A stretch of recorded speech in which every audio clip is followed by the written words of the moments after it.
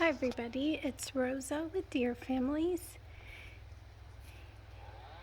It's Sunday, October 25th, and here we have Sharon's daughter, Lana, who's behind those branches in this empty lot next to my house in Central Texas. And we have her son walking around, and then her sister's son, who's right here. And she's babysitting her sister's son while her sister is feeding nearby.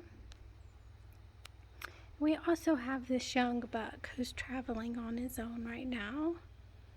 This is rut here in Central Texas, and where I used to see the bucks traveling together in the summer, I now see them all traveling separate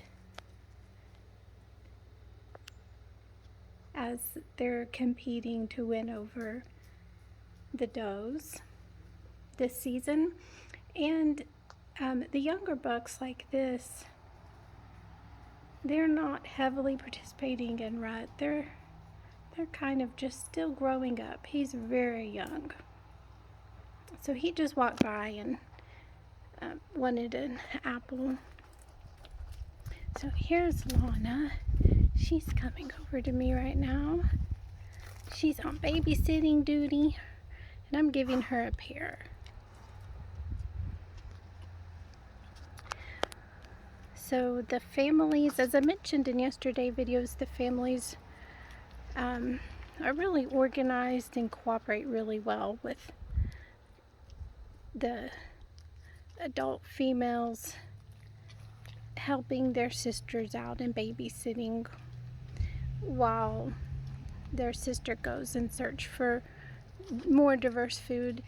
Deer have to eat a wide variety of plants and fruits throughout the year, and since this area is developing fast, they can't find wild fruits anymore. We used to have quite a bit here in Texas, wild fruits and berries, but due to the development,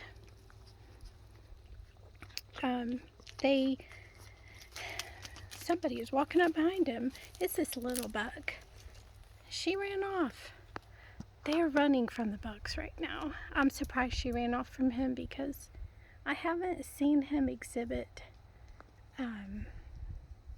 the behaviors the other males have. I don't think he has, during rut, I don't think he has quite the same hormones yet. He's so young. But it is interesting that she ran off from him. So I think, that's just what happens during rut. I see the males chasing the females. So there's Lana. She took her pear and she ran off. But to finish the story I was sharing, these deer are very intelligent. When they lost their land due to development, they still have some lots, like this empty lot next to me. There's houses on the other side of it. There's a cul-de-sac full of houses. But they've adapted to living in a town, and they've adapted to the development by befriending the residents. They befriended me when I moved in, and they come to your door and ask for treats, fruit. Since they're not able to find that anymore, I'm gonna include some links in the video description of all the fruits that used to be wild in their territory. That is an important part of a deer's diet. So it's impressive that they've been able to adapt to the changes in their habitat. So where there were wild grapes and persimmons and other rich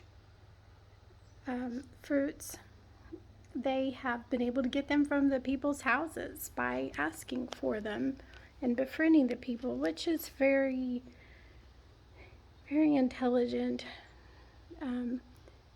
very adaptable to changes in their environment. So I just wanted to share Lana and her her little visit with her son and her nephew. Shae is her sister who has a baby, and Shae is off feeding somewhere else. So Lana has her boy right now. I often see Shae going, I'll walk over to a house that she often goes to for food. They know when new people have moved into these homes and they befriend them. That's what happened to me, and I've seen them do that to this house that just got new residents. The residents before were not deer friendly. Sorry, I'm trying to get a good view behind my trees.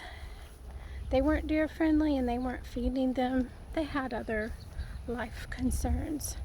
But when they left, not everyone can get involved with the deer. When they left, a deer friendly family moved in who is feeding them, and the deer organized that setup. They went and met them and befriended them, and they now go to their house. I see when they drive into their driveway, Shae will go up to them when they're getting out of their car and wait for them to bring out fruit.